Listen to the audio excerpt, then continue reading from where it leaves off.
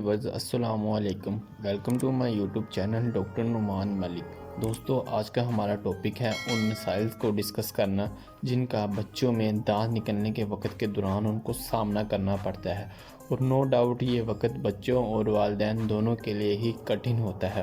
और दोस्तों, साथ ही साथ मैं कुछ ऐसे मिसकंसेप्शन यानी कि गलत फहमियाँ हैं जिनको हम दांत निकलने के अमल के दौरान मशरूत करते हैं, उनको भी दूर करने की कोशिश करूँगा। बस यहाँ पर मेरी आपसे एक रिक्वेस्ट है कि अगर आप मेरे चैनल पर नए हैं तो मेरे चैनल को सब्सक्राइब कर लें, ताकि फ्यूचर में आने वाली मज़ीद इस तरह की इंफॉर्मेटिव वीडियो सबसे पहले आप तक बआसानी पहुँच सके। दोस्तों, सबसे पहले बात कर लेते हैं दांत निकलने की एज क्या है, यानी उम्र क्या है। तो दोस्तों, बच्चों में जो पहला दांत है वो तकरीबन 4 से 7 माह के दौरान शुरू हो जाता है। 4 से 7 माह के दौरान बच्चे में पहला दांत निकलना शुरू हो जाता है। लेकिन बाज़ दफ़ा ये भी होता है कि बच्चे में पहला दांत जो है वो 3 माह की उम्र में ही निकलना शुरू हो जाता है। और बाज़ दफ़ा ऐसा भी होता है कि बच्चे को 2 साल तक पहला दांत निकलने में मुश्किल आती है। लेकिन इसमें घबराने की कोई बात नहीं, 3 साल तक आपके बच्चे का 20 दांतों का सेट मुकम्मल हो जाता है। दोस्तों, अब बात कर लेते हैं उन कंडीशंस की, उन अलामात की जो कि आपके बच्चे को दांत निकलने के अमल के दौरान फेस करनी पड़ती है। इसमें सबसे पहले है हल्का बुखार। जब आपका बच्चा दांत निकालेगा तो हो सकता है उसे हल्का फीवर महसूस हो। इसके अलावा जब दांत निकलते हैं तो दांत जो है नीचे से मसूड़ों पर प्रेशर डालता है, जिसकी वजह से मसूड़ों में दर्द या सूजिश महसूस होती है, जिसकी वजह से आपके बच्चे में चिड़चिड़ापन या बेचैनी की कैफियत पैदा हो जाती है। तो इसी तरह जब मसूड़ों में सूजिश या दर्द होती है तो इसको कम करने के लिए सलाइवा यानी थूक की प्रोडक्शन जो है ज़्यादा हो जाती है, जिसकी वजह से आपके बच्चे मुंह में राल टपकती रहती है। वो बाज़ दफ़ा वो राल बहना भी शुरू हो जाती है। तो जब राल बच्चे के मुंह से ज़्यादा बहना शुरू हो जाती है तो वो जब बच्चे के मुंह के साथ अटैच होती है तो बच्चे के मुंह पर रशीज़ वगैरह बन जाते हैं। इसके अलावा आपका बच्चा जो है वो नॉर्मल रूटीन से ज़्यादा रोना शुरू हो जाता है और अक्सर रात को उठकर रोने लग जाता है। इसके अलावा जब मसूड़ों की एहसासियत ज़्यादा हो जाती है तो जिसकी वजह से बाद बच्चों में भूख की कमी हो जाती है और बच्चे का जो वज़न है वो नॉर्मल से कम हो जाता है। इसके अलावा जब मसूड़ों की दर्द और सूजश जब बच्चे को ज़्यादा होती है तो इसी वजह से बच्चा जो है वो किसी की भी उंगली, हाथ, ही हत्ता कि अपनी उंगली, हाथ या कोई भी चीज़ उसके हाथ में आती है वो उसे मुंह में लेकर दबाना शुरू हो जाता है, ताकि उसे दर्द में रिलीफ महसूस हो सके। दोस्तों, अब बात कर लेते हैं कि जब बच्चा दांत निकालता है तो उस वक्त उल्टियाँ और मोशंस क्यों करता है, क्या ये दांत निकालने की वजह से करता है। तो दोस्तों, ऐसा हरगिज़ भी नहीं है, ये सिर्फ एक मिसकंसेप्शन है। मैं आपको बताता हूँ, ये डायरेक्टली तो बिल्कुल भी नहीं लिंक, लेकिन इनडायरेक्टली लिंक है। वो कैसे, वो मैं आपको बताता हूँ। जब बच्चा दोस्तों 4 या 6 माह की एज तक पहुंचता है तो तब वो यही वक्त होता है जब बच्चे में जो है माँ की तरफ से एंटीबॉडीज़ मिलती हैं वो कम होना शुरू हो जाती है, क्योंकि उस वक्त बच्चे का अपना जो इम्यून सिस्टम है वो प्रिपेयर होना शुरू हो जाता है।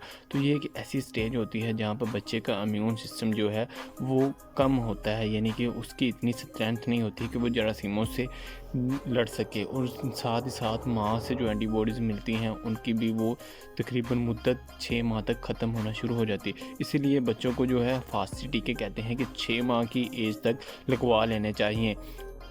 दोस्तों, अगर आपको हिफाजती टीकाजात के बारे में नहीं पता और आपको ये नहीं पता कि पाकिस्तान में इस वक्त कौन सा हिफाजती टीकाजात का शेड्यूल जो है फॉलो किया जा रहा है, तो उस वीडियो का लिंक नीचे मैं डिस्क्रिप्शन में दे दूंगा। मैं इस टॉपिक पर पहले ही वीडियो अपलोड कर चुका हूं।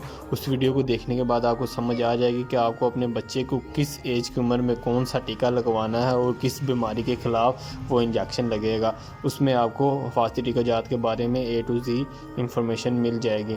दोस्तों, अच्छा, तो बात कर रहे थे कि हिफाजती टीकाजात का जो कोर्स है वो 6 माह तक मुकम्मल करवा लेना चाहिए। इसकी जो बेसिकली वजह ये है कि माँ से बच्चे में जब एंटीबॉडीज़ जाती हैं तो उनकी जो तकरीबन मुद्दत होती है वो 6 माह होती है, और यही वो उम्र होती है जब बच्चे का अपना इम्यून सिस्टम भी डेवलप हो रहा होता है। लेकिन इसी दौरान जो बच्चे का जो अपना इम्यून सिस्टम है वो काफ़ी वीक यानी कमज़ोर होता है। तो जब बच्चा, और इसी दौरान ही जो है दांतों यानी कि दांत उसके निकल रहे होते हैं, तो जब बच्चा अपने मुंह में कोई भी चीज़ उठा के डाल देता है तो वो उससे जरासीम जो है इन्फेक्शन होने का चांस काफ़ी ज़्यादा होते हैं, जिसकी वजह से अक्सर बच्चों को उल्टियाँ, मोशंस वगैरह हो जाते हैं। तो ये बेसिकली ये रीज़न्स होती है जिसकी वजह से आप दांत निकलने की उम्र के दौरान बच्चों को इन इन्फेक्शंस का सामना करना पड़ता है।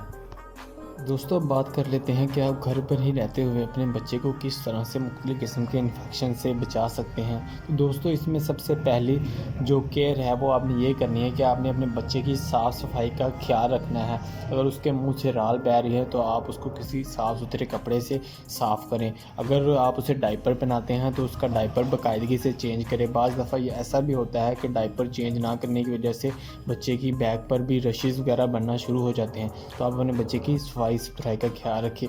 उसके अलावा अगर आपका बच्चा क्रोलिंग करता है तो आप उसकी क्रोलिंग वाली जगह यानी कि वो बेडशीट या वो फर्श या उस कारपेट को साफ़ सुथरा रखें ताकि उससे बच्चे को जर्म्स ना लगें। उसके अलावा बच्चे की हाइजीन का मुकम्मल ख्याल रखें। उसे अनहाइजीनिक चीज़ें जैसे कि टूथब्रश या कंघा या चाबी या कोई चम्मच या कोई ऐसा बर्तन ना दें जो कि जरासीम आलूद हो।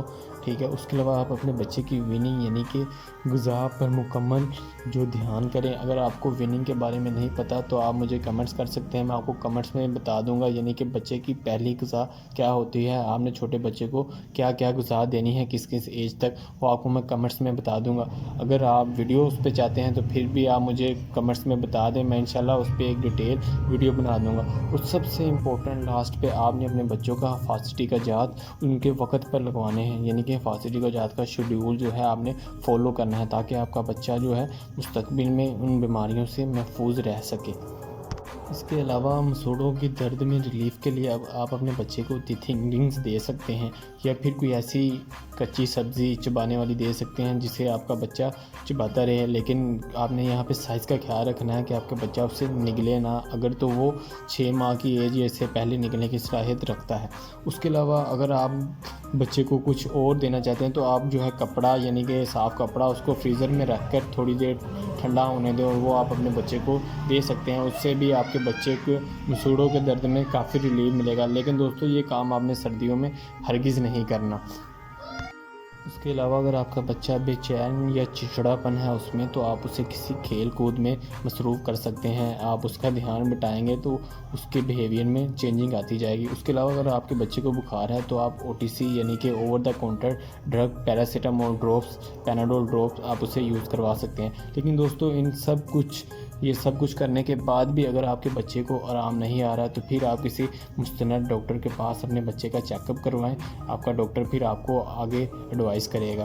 दोस्तों मुझे उम्मीद है कि आपको आज की ये मेरी वीडियो पसंद आई होगी। अगर आपको ये वीडियो पसंद आई है तो आप अपने दोस्तों के साथ इसे शेयर करें और मेरे चैनल को सब्सक्राइब भी करें ताकि मज़ीद इस तरह की आने वाली वीडियो आप तक बआसानी पहुँच सके। Thanks for watching. अल्लाह हाफिज़।